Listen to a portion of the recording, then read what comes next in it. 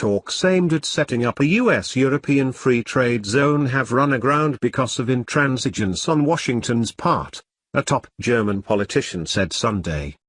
In my opinion, the negotiations with the United States have de facto failed, even though nobody is really admitting it, said Sigmar Gabriel, German vice-chancellor and economy minister, in an interview with the broadcasters at ZDF on Sunday. The Obama administration and the 28-member European Union have been in talks to set up the Transatlantic Trade and Investment Partnership, or TTIP, which would be the world's largest free trade zone. But negotiations have reportedly stalled because of the unexpected decision by Britain to leave the EU and because of growing public opposition to trade agreements on both sides of the Atlantic.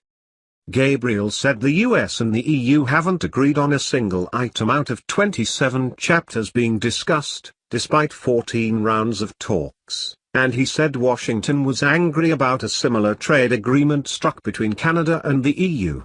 He said Europe must not succumb to American demands. Neither the European Commission nor the U.S. Trade Representative's Office had any immediate response to the comments.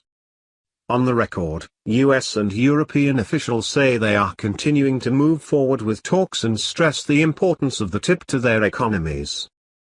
It's our job to make sure that we adequately inform people about the facts of how TTIP will actually work for the people of Europe, U.S. Secretary of State John Kerry said at a press conference in Brussels last month. It will protect jobs, it will protect their regulatory rights, protect their abilities with respect to labor and the environment, he said.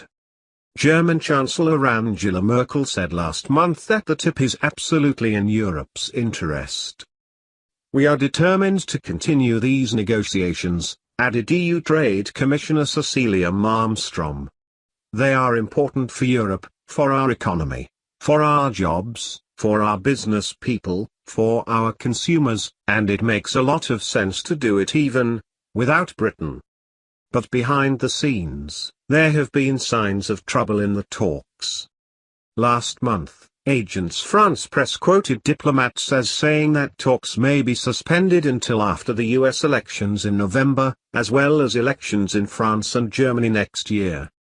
French Prime Minister Manuel Valls said TTIP would be a breeding ground for populism.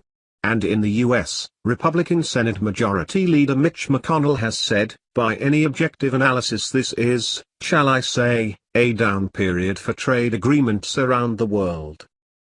Britain's decision to leave the EU had only made the negotiations tougher, as The Economist recently reported. Though the Brexit vote was shaped by concerns about the free movement of labour, rather than of goods and services, the appetite for new trade deals was already weak.